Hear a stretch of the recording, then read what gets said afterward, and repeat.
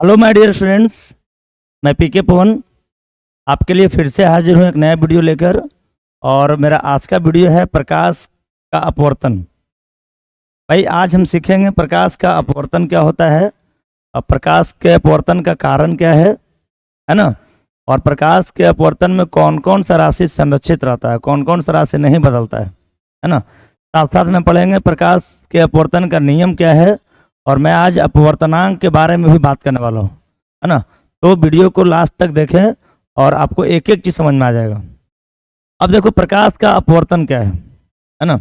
वही प्रकाश के अपवर्तन के बारे में कहा जाता है कि जब कोई प्रकाश का किरण एक माध्यम से चलकर दूसरा माध्यम में प्रवेश करता है तो उसका चाल बदल जाता है कि नहीं।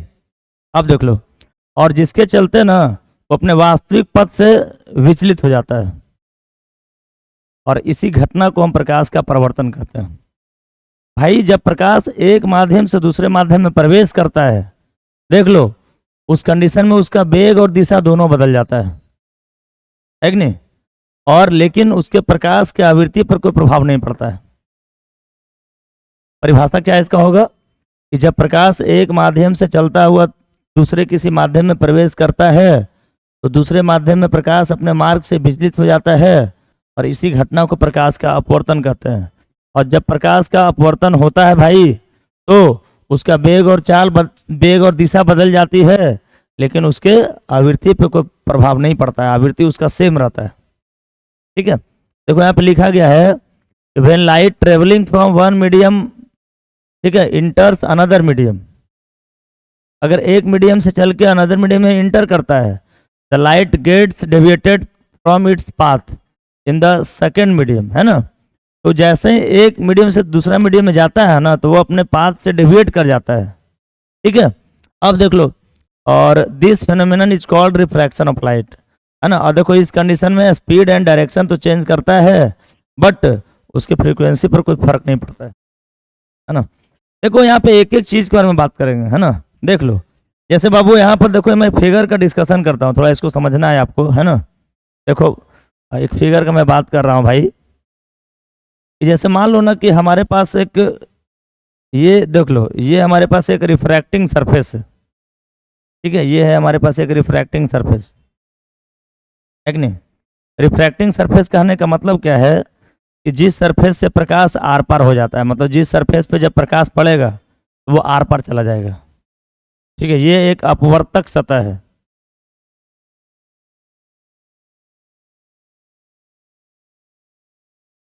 इसको हम कहते हैं क्या, रिफ्रैक्टिंग सरफेस,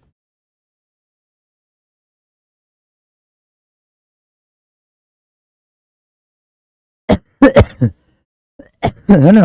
अब देख लो, और यहाँ पर हम क्या करते हैं, देख लो ये एक नॉर्मल ड्रॉ करते हैं और ये कहलाता है एंगल ऑफ इंसिडेंस। इस ओ को क्या बोलते हैं, एंगल ऑफ इंसिडेंस, है ना। सुन लो, सॉरी, पॉइंट ऑफ इंसिडेंस बोलते हैं। पॉइंट ऑफ इंसिडेंस कहने का मतलब क्या है, आपतन बिंदु। ठीक है, अब देख लो, अगर कोई प्रकाश का किरण भाई यहाँ से चला, देख लो, अगर कोई मान लेते हैं कि ये हमारा एक माध्यम है, ये हो गया माध्यम फर्स्ट, है ना, और ये हो गया हमारा माध्यम क्या, सेकंड। ये फर्स्ट माध्यम है, ये क्या है, सेकंड माध्यम है। ठीक है बाबू, अब जब प्रकाश एक माध्यम से दूसरा माध्यम में चलता है भाई तो देख लो यहाँ से प्रकाश देखो इस तरह से चला तो इसको आगे देखो सीधा बढ़ना चाहिए था। ठीक है, देखो इस तरह से इसको सीधा आगे जाना चाहिए था। ठीक है, ये इसका हो गया वास्तविक पथ। कैसा पथ हो गया ये कहलाता है इसका वास्तविक पथ। और वास्तविक पथ को हम लोग क्या बोलते हैं, सुन लो, ये आपका ओरिजिनल पाथ हो गया। ठीक है, इस देखो ये रे ऑफ लाइट का ओरिजिनल पाथ है, मतलब इसको जाना चाहिए था सीधा। लेकिन एक्चुअली होता क्या है ना कि जैसे ही प्रकाश एक माध्यम से दूसरा माध्यम में प्रवेश करता है तो प्रकाश सीधा पाथ पे नहीं जाके दूसरे तरफ मुड़ जाता है। यहाँ पे दो कंडीशन है भाई। अगर प्रकाश, सुनो, अब देखो यहाँ पे जो प्रकाश का जो गमन होता है ना, प्रकाश का जो आपका प्रकाश जो चलता है ना, एक दो कंडीशन पर डिपेंड करता है। ठीक है, कि प्रकाश किस तरह के माध्यम से होकर गुजर रहा है। अगर प्रकाश सघन माध्यम से विरल माध्यम में गुजरेगा तो एक अलग कंडीशन बनेगा। अगर प्रकाश विरल से सघन गुजरेगा तो एक अलग कंडीशन बनेगा, है कि नहीं। मतलब तुमको इतना समझना है कि अगर प्रकाश एक माध्यम से दूसरे माध्यम में जाएगा तो उसका डेविएशन हो जाएगा, मतलब वो अपने ओरिजिनल पाथ से डेविएट कर जाएगा। जो वास्तविक पथ उसका है ना, उससे वो अलग पथ में चला जाएगा, वो अलग डायरेक्शन में चला जाएगा। बाबू इसका रीजन क्या बना, कारण क्या है इसका? एक्चुअली देखो, जैसे मान लेते हैं कि ये माध्यम है, ठीक है, और इसमें इस माध्यम में प्रकाश का चाल ज्यादा है, समझिएगा, इंपॉर्टेंट है एकदम। इसमें प्रकाश का चाल क्या है, ज्यादा है। और जैसे ही दूसरा मीडियम में एंट्री किया तो यहाँ प्रकाश का चाल क्या हो गया, कम हो गया, है कि नहीं। तो भाई अब सुनो, जो प्रकाश का चाल यहाँ पे ज्यादा था यहाँ पे कम हो गया, तो अब बताओ मीडियम चेंज कर गया कि नहीं, प्रकाश का चाल चेंज किया कि नहीं। और इसी वजह से अपवर्तन होता है। जब आपको पता है कि प्रकाश का चाल बहुत ज्यादा होता है, प्रकाश का चाल जो है ना 3 लाख किलोमीटर पर सेकंड होता है, ठीक है। अब भाई उतना स्पीड से अगर कोई लाइट चल रहा है और उसके मीडियम में थोड़ा सा भी चेंजिंग आएगा, मतलब उसके स्पीड में थोड़ा सा भी चेंजिंग आया, तो वो अपना पाथ डेविएट कर जाएगा। जैसे हम लोग मान लो कि गाड़ी चलाते हैं, ठीक है, तो गाड़ी को अगर हम लोग ज़्यादा स्पीड में चलाते हैं, 100 के स्पीड में, या फिर मान लो 100 से ज़्यादा चलाते हैं, ठीक है। अब जैसे ही गाड़ी में थोड़ा ब्रेक लेते हैं, वही गाड़ी हमारा डेविएट कर जाता है। मतलब गाड़ी का स्पीड कितना कम है, 100, 150, 200, है ना। और उस कंडीशन में गाड़ी डेविएट कर गया। अब वही प्रकाश का चाल तो बहुत ज़्यादा है, 3 लाख किलोमीटर पर सेकंड है, तो उसमें थोड़ा सा भी चेंजिंग आएगा ना तो वो डेविएट कर जाएगा, ठीक है। बात समझ में आ गया होगा। देखो, प्रकाश का चाल ज्यादा होने को हम क्या बोलते हैं, प्रकाश का चाल ज्यादा होने को हम बोलते हैं क्या, विरल माध्यम। देख लो, मतलब जिसमें प्रकाश का चाल ज्यादा होगा ना उसको हम विरल माध्यम बोलेंगे, ठीक है। और जिसमें प्रकाश का चाल कम होगा ना बाबू, उसको हम सघन माध्यम बोलेंगे। ये कौन माध्यम है, सघन माध्यम है, ठीक है। ये कहलाएगा सघन माध्यम और वो कहलाएगा विरल माध्यम। सघन माध्यम को हम कहते हैं डेंसर मीडियम। क्या बोलते हैं, डेंसर मीडियम, है कि नहीं। और इसको कहते हैं रेडर मीडियम, ठीक है। तो भाई देख लो, अब यहाँ पर 2 कंडीशन है। एक कंडीशन क्या है कि प्रकाश का चाल जब विरल से सघन माध्यम में जाएगा तब प्रकाश का चाल क्या होगा, प्रकाश का अपवर्तन कैसे होगा, है कि नहीं।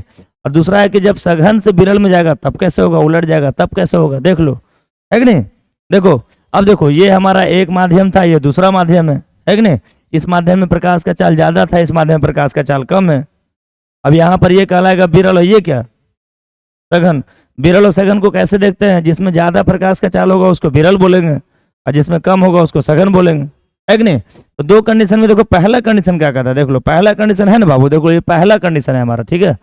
इसको आपको नोट कर लेना है, ध्यान दो कि अगर प्रकाश का, सुनो, अगर प्रकाश सघन से विरल में जाता है, जब प्रकाश सघन माध्यम से विरल माध्यम में प्रवेश करता है तो सुन लो, तो अभिलंब से दूर चला जाता है ना। जब प्रकाश सघन से विरल में प्रवेश करता है तो अभिलंब से दूर चला जाता है। देख लो, ये हमारा एक अपवर्तक सतह है, ये हमारा नॉर्मल है, ये हो गया आपतन बिंदु। ये देखो, आपतन बिंदु पर एक आपतित किरण पड़ रहा है, ठीक है। अब देखो, आपतित किरण को जाना चाहिए था सीधा, लेकिन सीधा नहीं गया, ये मुड़ गया। किधर मुड़ा भाई, तो भाई देखो, सघन से विरल में जाने पर अभिलंब से दूर चला गया। यानी अगर कोई प्रकाश का किरण, ध्यान दो, सुनो, सघन से विरल में जाता है, सघन का मतलब अभी हम बताए थे आपको कि जिसमें प्रकाश का चाल कम होगा उसको सघन बोलेंगे और जिसमें ज्यादा होगा उसको विरल बोलेंगे। तो कम प्रकाश के चाल से अगर ज्यादा में आ गया तो वो जो है नॉर्मल से दूर चला जाएगा, है कि नहीं। अब देख लो, अब क्या है कि अगर कोई प्रकाश का चाल, देखो ये हो गया नॉर्मल, ये हो गया आपतित किरण, है कि नहीं। अब देख लो, ये विरल हो गया, ये सघन हो गया। अगर प्रकाश का किरण विरल माध्यम से सघन माध्यम में आता है तो अभिलंब के नजदीक आ जाता है, मतलब अभिलंब की ओर मुड़ जाता है। जब प्रकाश की किरणें विरल माध्यम से सघन माध्यम में जाती है तो अभिलंब की ओर मुड़ जाती है। ये 2 बात यहाँ पे होता है ना। देखो, बड़ा इंपॉर्टेंट टर्म है, बड़ा इंपॉर्टेंट थ्योरी है। देखो, बेसिकली ये जो थ्योरी है ना, वो हिंदी मीडियम के बच्चों के लिए तैयार किया गया है, जो हिंदी मीडियम के बच्चे हैं उसके लिए बनाया गया, ठीक है। तो आप इसे फोकस कीजिए, है ना। देख लो, क्या कह रहा था कि प्रकाश का किरण अगर एक माध्यम से दूसरे माध्यम में जाएगा तो अपने वास्तविक पथ से विचलित हो जाएगा। विचलन का कारण क्या बना, प्रकाश का चाल वेग में परिवर्तन। प्रकाश का वेग में जो परिवर्तन हुआ, एक माध्यम में ज्यादा वेग था दूसरा में कम हो गया, एक में कम था दूसरा में ज्यादा हो गया, है ना। तो वो उसके अपवर्तन का कारण बना। अब भाई जब प्रकाश का अपवर्तन होता है ना तो उसका दिशा भी चेंज कर जाता है, डायरेक्शन, जो उसका डायरेक्शन पहले रहता है वो नहीं हो पाता है, जो ओरिजिनल पाथ था ना उसका उससे वो डेविएट कर जाता है कि नहीं। और इस कंडीशन में प्रकाश की आवृत्ति पे कोई फर्क नहीं पड़ता है, ठीक है। और जब प्रकाश का किरण सघन से विरल में जाता है तो अभिलंब से दूर चला जाता है, और जब विरल से सघन में जाता है तो अभिलंब की ओर मुड़ जाता है, ठीक है। ये सब बात प्रकाश के अपवर्तन से संबंधित बात है, ठीक है। अब देख लो प्रकाश के अपवर्तन का नियम क्या है, देख लो अपवर्तन का नियम क्या होता है, ध्यान दो बाबू। अपवर्तन का नियम, अपवर्तन का नियम क्या है, लॉज ऑफ रिफ्रैक्शन क्या है ना। तो हम कहते हैं क्या, लॉज ऑफ रिफ्रैक्शन। तो बाबू अपवर्तन का ना दो नियम होते हैं, ठीक है। अपवर्तन के दो नियम होते हैं। अगर प्रकाश का अपवर्तन कहीं पर हो रहा है ना, यहाँ पे दो नियम का बात होगा, ठीक है। सबसे पहला नियम क्या है, आपतित किरण, अपवर्तित किरण तथा आपतन बिंदु पर डाला गया लंब तीनों एक ही तल में स्थित होते हैं, है ना। और दूसरा नियम क्या कहता है बाबू, कि आपतन कोण की ज्या तथा अपवर्तन कोण की ज्या, देख लो ये हो गया आपतन कोण की ज्या, ठीक है। ये हो गया आपतन कोण की ज्या और ये हो गया अपवर्तन कोण की ज्या। बाबू यहाँ पर आई जो है ना, देख लो यहाँ पर फिगर में तुम्हें मैं समझाता हूँ। देख लो ये हो गया आपका नॉर्मल और आपतित किरण के बीच के कोण को आपतन कोण कहते हैं, और नॉर्मल और अपवर्तित किरण के बीच के कोण को अपवर्तन कोण कहते हैं। अब देखो यहाँ पे आई बड़ा है किससे, आर से, ये हो गया आपका विचलन कोण, है कि नहीं, तो दिक्कत। अब देख लो, अब इसमें हम क्या बोलेंगे, देख लो तो भाई sine i by sine r, सुन लो साइन आई का मतलब क्या, कि आपतन कोण का जो जया होगा, जया मतलब क्या, देखो साइन को हम लोग जया कहते हैं, ठीक है। साइन को हिंदी में जया कहा जाता है, ठीक है ना। तो आपतन कोण का जो जया होता है ना, और जो अपवर्तन कोण का जया होता है, देखो यहाँ पे आर अपवर्तन कोण है। कुछ बच्चे को कंफ्यूजन हो जाता है कि यार यहाँ परावर्तन कोण है, नहीं भाई, अब चूंकि हम प्रकाश का अपवर्तन पढ़ रहे हैं तो आर यहाँ पर अपवर्तन कोण है कि नहीं। तो ये आपतन कोण का जया और अपवर्तन कोण का जो जया का अनुपात है ना, ये एक नियतांक होता है, ठीक है। देखो ये क्या होता है, एक नियतांक होता है, ये एक स्थिरांक होता है, स्थिरांक भी कह सकते हैं, है कि नहीं। आपतन कोण की जया तथा अपवर्तन कोण की जया का अनुपात एक नियतांक होता है, और इस नियतांक सुनो, और यहाँ से हम कहते हैं sine i by sine r, इसको हम कहते हैं क्या, म्यू बोलते हैं। देख लो ये म्यू है, ठीक है। अब भाई म्यू क्या है, सुन लो। अब देखो म्यू जो है ना, म्यू को हम अपवर्तनांक कहा जाता है। देख लो यहाँ पर म्यू क्या है भाई, अपवर्तनांक है, जहां म्यू को अपवर्तनांक कहा जाता है, ठीक है। म्यू को कहा क्या जाता है, अपवर्तनांक कहा जाता है, ध्यान देना इंपॉर्टेंट है एकदम। देखो अगर एक एक चीज को समझना है तो हमको यहाँ पर बने रहना है वीडियो में, है ना। और वीडियो को एकदम कंसंट्रेशन से देखना है, जो बोल रहे हैं लैंग्वेज उसको आप लिखिए, है ना, कॉपी कलम में उतारिए, और आपको एक चीज समझ में आ जाएगा, ठीक है। ध्यान दो। अब देख लो, अगर तुमसे कोई पूछता है कि भाई अपवर्तनांक कहते किसको है, भाई व्हाट इज रिफ्रैक्टिव इंडेक्स, अपवर्तनांक होता क्या है, बाबू तुमको यही कहना है कि अपवर्तनांक क्या है। सुनो, आपतन कोण की जया तथा अपवर्तन कोण की जया के अनुपात को अपवर्तनांक कहा जाता है। और सुनो इसी को हम स्नेल का नियम भी कहते हैं। देखो स्नेल्स लॉ इसे बोला जाता है, स्नेल का नियम, है ना। स्नेल का नियम इसी को कहा जाता है, इसको हम इंग्लिश में बोलते हैं क्या, स्नेल्स लॉ, ठीक है। स्नेल्स लॉ इसी को कहा जाता है, this is the Snell's law. भाई स्नेल्स लॉ क्यों कहा जाता है, क्योंकि स्नेल ने, देखो स्नेल एक साइंटिस्ट का नाम था, उनका पूरा नाम था विल्बर्ट स्नेल, तो उन्होंने इस लॉ को दिया था, इसलिए इसको स्नेल्स लॉ भी कहा जाता है, ठीक है। भाई साइन आई और साइन आर बड़ा इंपॉर्टेंट रूल है, देख लो। पहला रूल तो सिंपल था, है कि नहीं। ये सेकेंड रूल इंपॉर्टेंट है, इसी का यूज हम लोग हर जगह करते हैं, है ना। आगे जैसे ही बढ़ेंगे ना तो हम लोग इसका भरपूर यूज करने वाले हैं, आगे जाके जैसे जैसे आगे बढ़ोगे इसका यूज बढ़ता जाएगा, है कि नहीं।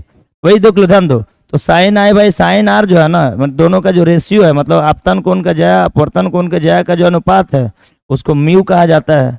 और म्यू क्या, देखो इसको म्यू पढ़ते हैं ना, ये म्यू है, देख लो इसको हम पढ़ते क्या है, म्यू, MU, ठीक है। अगर पढ़ना रहेगा तो इसको म्यू पढ़िएगा, ठीक है ना। भाई म्यू को हम लोग अपवर्तनांक कहते हैं।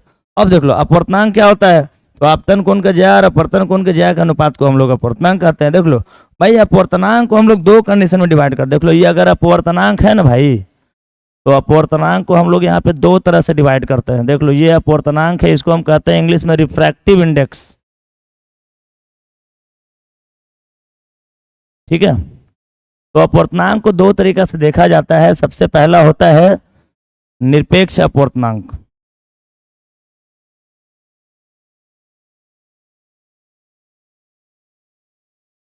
ठीक है, इसको हम बोलते हैं क्या, एब्सोल्यूट रिफ्रैक्टिव इंडेक्स। और दूसरा होता है सापेक्षिक अपवर्तनांक।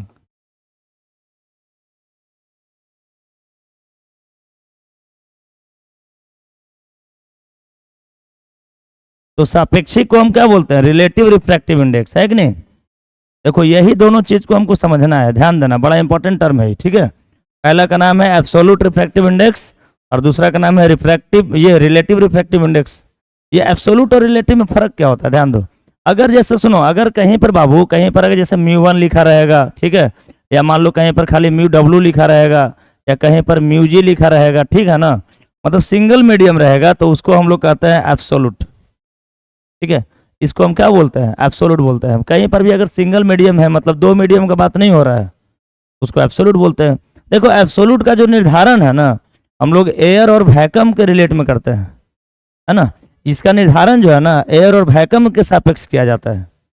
और ये देखो जो सापेक्षिक है ना, इसको हम लोग कैसे रिलेट करते हैं, इसको कैसे रिप्रेजेंट करते हैं, ये हो गया आपका μ12 μ21, मतलब इसको ना दो माध्यमों के सापेक्ष किया जाता है, ठीक है। देख लो, निरपेक्ष अपवर्तनांक क्या होता है, वैसा अपवर्तनांक जिसका निर्धारण हवा या निर्वात के सापेक्ष किया जाता है, निरपेक्ष अपवर्तनांक कहलाता है। कहीं भी अगर μ1 है, μw है, μg है, तो इसका जो हम लोग अपवर्तनांक निकालेंगे ना, तो ये हवा या निर्वात के सापेक्ष होगा, है कि नहीं। और देखो सापेक्षिक अपवर्तनांक का मतलब क्या, देखो नाम से स्पष्ट है, सापेक्षिक रिलेटिव, भाई दो का मतलब यहाँ पर दो का अर्थ निकल रहा है। रिलेटिव कब होता है, जब दो का बात होता है, ठीक है। तो देखो दो मीडियम का जब बात होगा तो उसको हम रिलेटिव बोलते हैं, और अगर एक मीडियम का बात होगा तो उसको हम निरपेक्ष बोलते हैं। निरपेक्ष में जो है ना, हम लोग एयर या वैक्यूम के सापेक्ष बात करेंगे, और इसमें दो माध्यमों के सापेक्ष बात करेंगे, है कि नहीं। तो अभी हमको इसी को समझना है, ध्यान दो। अब इसी टॉपिक को हम समझने वाले हैं। सबसे पहला का नाम है आपका क्या, निरपेक्ष अपवर्तनांक, है कि नहीं। तो निरपेक्ष अपवर्तनांक का बात समझ गया होगा तुम लोग, ध्यान दो। पहला का नाम क्या है, निरपेक्ष अपवर्तनांक। अब देख लो, ध्यान दो। सुनो, जब अपवर्तनांक का निर्धारण हवा या निर्वात के सापेक्ष किया जाता है, उसको निरपेक्ष अपवर्तनांक कहते हैं। और भाई अगर निरपेक्ष अपवर्तनांक को लिखना रहेगा ना, तो म्यू बराबर हो जाएगा क्या, हवा या निर्वात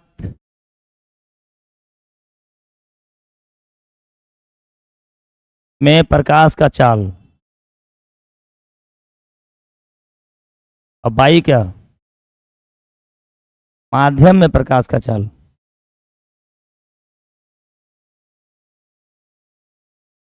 अगर हमको कहीं भी निरपेक्ष का बात करना है, तो निरपेक्ष का बात कैसे करते हैं, हवा में प्रकाश का चाल लेंगे, निर्वात में प्रकाश का चाल लेंगे, माध्यम में लेंगे। अब यहां से म्यू कितना आ जाएगा बताओ, C/V, ठीक है। देख लो, अब देख लो, ध्यान दो, सुनो, इंपॉर्टेंट है, बड़ा इंपॉर्टेंट थ्योरी है, सुन लो। ये सुनो, इसी से बहुत सारे क्वेश्चंस आते हैं, ऑब्जेक्टिव में भी बहुत सारे क्वेश्चन आते हैं और सब्जेक्टिव में भी आते हैं, ठीक है। अब देख लो, जब भाई जब म्यू का बात किया जाएगा ना, देखो म्यू क्या है, अपवर्तनांक नहीं है बाबू। जब म्यू का बात किया जाएगा ना, तो जल के लिए जो है ना, ध्यान दो, देखो सबसे पहले हवा के लिए लिखते हैं। हवा या निर्वात के लिए म्यू का वैल्यू कितना होता है, देख लो, हवा या निर्वात का अगर बात होगा तो म्यू का वैल्यू हो जाएगा कितना, 1, अप्रोक्सीमेटली 1 हो जाता है कि नहीं। और अगर होता है जल के लिए, तो जल के लिए म्यू का वैल्यू कितना हो जाता है बताओ। इसके लिए म्यू का वैल्यू हो जाता है कितना, 4/3, ठीक है। और अगर बात करेंगे कांच के लिए, गिलास के लिए बात करेंगे, ठीक है, कांच का बात होगा, गिलास का बात होगा, तो गिलास के लिए म्यू का वैल्यू कितना होता है, 3/2। ये सब तुमको दिमाग में रखना है। जैसे मान लो कि यहाँ पर हमको एक क्वेश्चन है, सुन लो। अब क्वेश्चन क्या है ना, कि हमको जल में प्रकाश का चाल निकालना है। कहाँ निकालना है बाबू, जल में प्रकाश का चाल ज्ञात करना है। जल में प्रकाश का चाल ज्ञात करें, है ना। आपको पता है कि जल के लिए म्यू का वैल्यू कितना होता है, देख लो, μw होता है जल में कितना, 4/3, ठीक है। तो भाई अगर सुनो, अगर μw दिया रहेगा, ठीक है, और हमको जल में प्रकाश का चाल निकालना रहेगा, तो कैसे निकालेंगे। तो बिल्कुल सिंपल फार्मूला इसके लिए, है ना। देख लो, इसके लिए फार्मूला क्या है, कि फार्मूला होता है μ = C/V। हमको V निकालना है, प्रकाश का। देखो यही तो माध्यम में प्रकाश का चाल है। ये जो V है ना, जल क्या है, एक माध्यम है कि नहीं। तो माध्यम प्रकाश के चाल को भी से रिप्रेजेंट करते हैं। तो भाई हमको अगर भी निकालना रहेगा तो कितना हो जाएगा, सी बाई म्यू, और सी कितना है 3 इंटू 10⁸ मीटर पर सेकंड। सबको पता है कि प्रकाश का चाल कितना होता है, प्रकाश का चाल होता है 3 गुना 10⁸ मीटर पर सेकंड, और म्यू कितना है बाबू 4/3। 4/3 को अगर तुम डिवाइड करोगे तो 1.33 आ जाएगा, है कि नहीं। ये हो जाएगा कितना 1.5 आ जाएगा, ठीक है। अब देख लो, ध्यान दो, तो यहाँ पे अगर 1.33 से डिवाइड करेंगे ना, देख लो 3/1.33 कितना आएगा। अगर मैं डिवाइड करता हूँ 3/1.33 से, तब देख लो कितना आता है भाई, 3/1.33, ये हो जाएगा आपका कितना 2.25 इंटू 10⁸ मीटर पर सेकंड। मतलब सुनो, जल में अगर हमको प्रकाश का चाल निकालना है तो ये फार्मूला से निकाल लेंगे, है कि नहीं भाई। अगर हमको कांच में निकालना रहेगा, मान लो कांच का अपवर्तनांक 3/2 होता है, 1.5 होता है, कांच में निकालना है तो कांच के लिए भी निकाल सकते हैं, है कि नहीं। अब यानी सुनो, यानी अगर कोई अपवर्तनांक के बारे में हम बात करने वाले हैं, और सुनो अगर किसी अपवर्तनांक के बारे में बात कर रहे हैं और उसका निर्धारण हवा या निर्वात के सापेक्ष हो रहा है, तो वो निरपेक्ष अपवर्तनांक में आ जाएगा, है ना। और अब देखो दूसरा में क्या था, सापेक्षिक अपवर्तनांक। ये सापेक्षिक अपवर्तनांक क्या होता है, इसको समझिएगा, बड़ा इंपॉर्टेंट है ना। इसको रिलेटिव बोला जाता है भाई। और सुनो, सापेक्षिक अपवर्तनांक किसे कहते हैं, सबको पता है। सापेक्षिक अपवर्तनांक क्या होता है, जब अपवर्तनांक का निर्धारण दो माध्यमों के सापेक्ष किया जाता है उसे सापेक्षिक अपवर्तनांक कहा जाता है। और सापेक्षिक अपवर्तनांक को डिनोट किसे कर, देख लो, इसे μ12 या μ21 से सूचित किया जाता है। μ12 या किससे, μ21 से। या तो इसको μ12 से रिप्रेजेंट करेंगे या तो μ21 से करेंगे, है कि नहीं।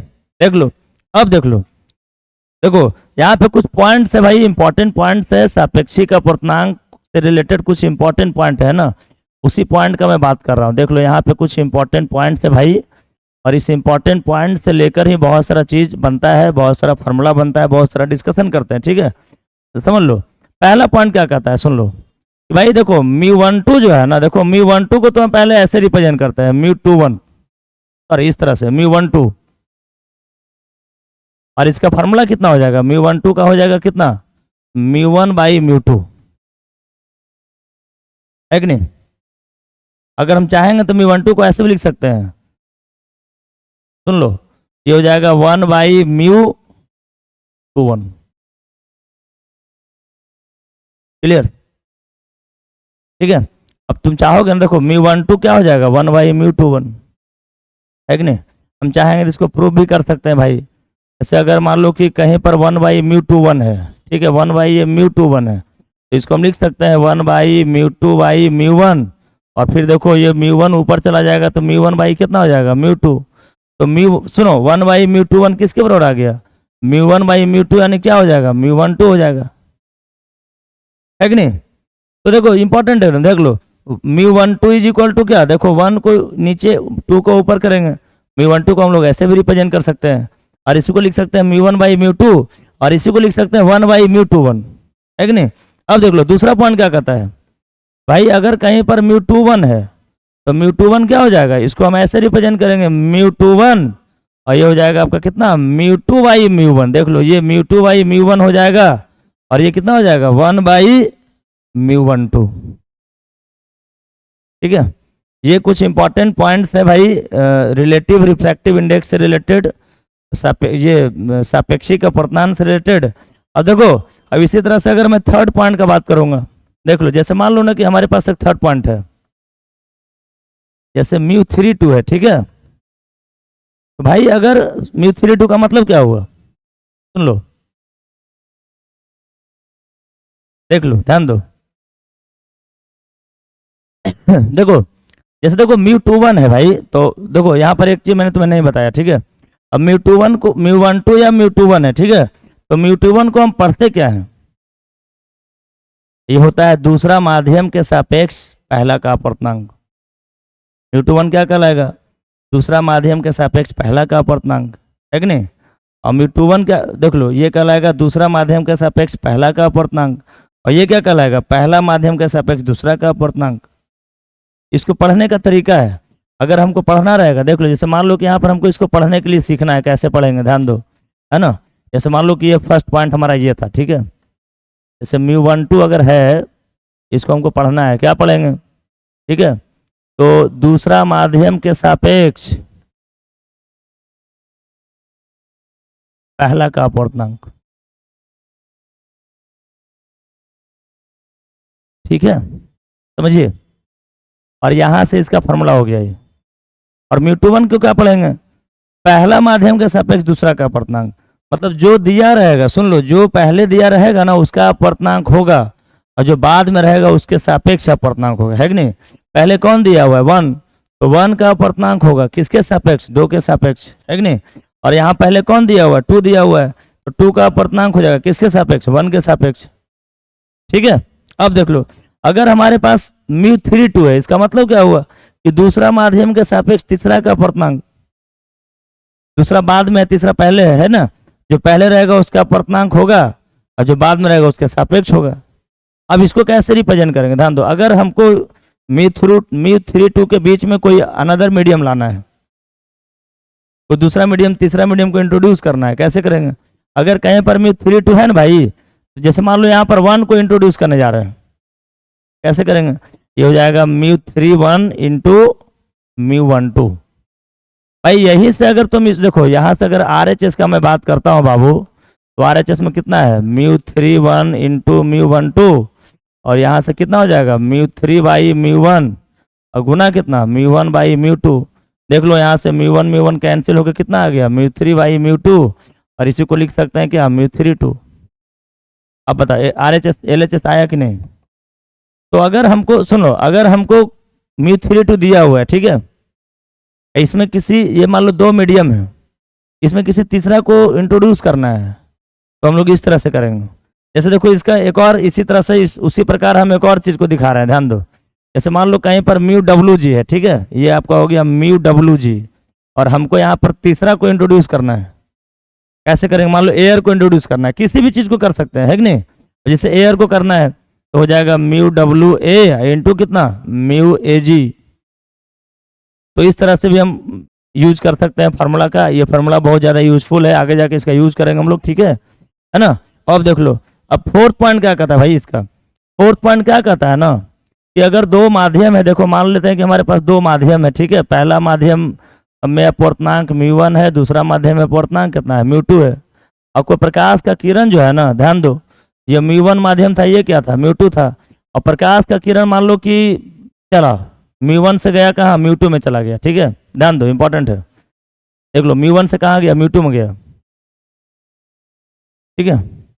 तो देखो जहां से प्रकाश का किरण चलता है ना, उसके सापेक्ष होता है। जैसे अगर तुमसे कहा जाएगा ना, यहाँ पे सापेक्षिक अपवर्तनांक को दिखाना है, कैसे दिखाएंगे भाई, तो सापेक्षिक अपवर्तनांक को कैसे दिखाएंगे, देख लो, ये हो जाएगा आपका कितना, μ21, मतलब देखो 1 से चला था प्रकाश और कहाँ गया, 2 में चला गया, तो जिस मीडियम में जाएगा ना उसका अपवर्तनांक होगा, और जिस मीडियम से जाएगा उसके सापेक्ष होगा। अब बताओ किस मीडियम से गया था, तो पहला से गया था, ये देखो हमारा पहला मीडियम है कि नहीं, और ये क्या है, दूसरा मीडियम, ये फर्स्ट मीडियम है, ये क्या है, सेकंड मीडियम है। तो पहला से जाएगा तो पहला के सापेक्ष होगा, अगर दूसरा से पहला में जाता तो दूसरा के, जिससे जाएगा उसके सापेक्ष हो जाएगा। पहला से गया तो पहला के सापेक्ष, सुनो, दूसरा का अपवर्तनांक हो गया पहला के सापेक्ष, है कि नहीं। अगर दूसरा से पहला में जाता तो पहला का अपवर्तनांक हो जाता दूसरा के सापेक्ष, ये इंपॉर्टेंट है ना। अब देख लो, तो जैसे मान लो कहीं पर अगर फोर्थ पॉइंट में देखो क्या कहता है, देख लो ये फोर्थ पॉइंट है ना, पहला माध्यम में मान लेते हैं प्रकाश का चाल v1 था, दूसरा माध्यम प्रकाश का चाल कितना है, v2 है। ये बड़ा इंपॉर्टेंट पॉइंट है बाबू, सुन लो, ये इंपॉर्टेंट है, इसी को समझना है, ठीक है। देख लो, जैसे दूसरा माध्यम प्रकाश का चाल कितना है, v2 मान लेते हैं, ठीक है। तो अब कहता है कि भाई अगर 2 माध्यमों में सुनो, अगर 2 माध्यमों में अपवर्तनांक जो है μ1 और μ2 है, अलग अलग अपवर्तनांक है, और प्रकाश का चाल कितना है, v1 और v2 है ना। μ1 माध्यम में v1 है, μ2 माध्यम में v2 है। यदि 2 माध्यमों में अपवर्तनांक μ1 तथा μ2 हो तथा प्रकाश का चाल क्रमशः v1 तथा v2 हो, तो देख लो तो क्या होगा, तो μ1 बाई μ2 जो होगा ना बाबू, ये v2 बाई v1 के इक्वल होगा। अगर दो माध्यम दिया हुआ है और दोनों माध्यम में प्रकाश का चाल डिफरेंट है, अपवर्तनांक भी डिफरेंट है, तो जो अपवर्तनांक का रेशियो होता है ना, उसका उल्टा रेशियो उसका वेलोसिटी का होता है। अब कैसे होता है देख लो, थोड़ा समझते हैं इसको। देखो जैसे यहाँ पर बात कर रहा हूं मैं LHS का, कितना है भाई? आपको पता है कि अगर म्यू1 का खाली बात होता है, एक अपवर्तनांक का अगर बात होता है, तो म्यू1 बराबर, हम देखो म्यू1 बराबर क्या लिख सकते हैं, देख लो म्यू1 लिख सकते हैं CY_V1 और म्यू2 क्या लिख सकते हैं CY_V2, है ना? क्लियर? ये आपका निरपेक्ष अपवर्तनांक है। म्यू1 का अगर खाली बात होगा तो म्यू1 का खाली बात किसके रेस्पेक्ट में होगा? C के रेस्पेक्ट में होगा, प्रकाश के चाल के रेस्पेक्ट में। और म्यू2 का बात किसके रेस्पेक्ट में होगा? प्रकाश के चाल के रेस्पेक्ट में होगा, है कि नहीं? तो भाई आप देख लो, ध्यान दो, ये हो जाएगा CY_V1 और बाई CY_V2 हो गया। अब देखो C तो दोनों का सेम ही रहेगा। पहला देखो, पहला का निकालेंगे तो प्रकाश का चाल बाई माध्यम का चाल, सॉरी निर्वात में प्रकाश का चाल बाई माध्यम में प्रकाश का चाल, और दूसरा क्या होगा? निर्वात में प्रकाश का चाल बाई माध्यम में चाल। तो निर्वात का चाल तो कभी चेंज करेगा नहीं, है कि नहीं? अब देख लो, ये हो जाएगा आपका CY_V1 इंटू V2/C, C से C कैंसिल हो गया, इसलिए बताओ, अब बताओ म्यू1 बाई म्यू2 का वैल्यू कितना आ गया? V2/V1 आ गया, है कि नहीं? देख लो, तो अगर तुमसे कोई पूछता है, देख लो बड़ा इंपॉर्टेंट है, म्यू1 बाई म्यू2 is equal to V2/V1। Clear? देख लो, अगर तुमसे कोई पूछता है, देखो यहाँ पर एक क्वेश्चन आता है कि भाई मान लेते हैं कि आपका जल में प्रकाश का चाल 4/3 है तथा कांच प्रकाश का चाल 3/2 है, ठीक है? समझिए, अब देख लो, जल में 4/3 है, कांच में कितना है? 3/2 है, यानी म्यू वाटर बराबर दिया हुआ है कितना? 4/3, और म्यू ग्लास कितना है? 3/2। अब कहता है ना भाई कि सुन लो, कहता है कि इसका चाल क्या होगा, प्रकाश का चाल ज्ञात कीजिए, है ना? तो प्रकाश का चाल दोनों माध्यमों में निकालना है, तो mu W by mu glass हो जाएगा, और सुनो mu W by mu glass, है ना? अब बराबर कितना होता है बताओ? V2/V1, यानी VG/VW हो जाएगा, उलट जाएगा ना, जो म्यू होता है उसका उल्टा होता है भी, है कि नहीं? अब देख लीजिए, अब यहाँ पर अगर मैं वैल्यू अगर पुट करूंगा भाई, तो यहाँ से कितना होगा बताओ? म्यू डब्ल्यू का वैल्यू कितना है? 3, कितना है? 4/3, और बाई कितना? 3/2, और बराबर कितना? VG कितना? VW।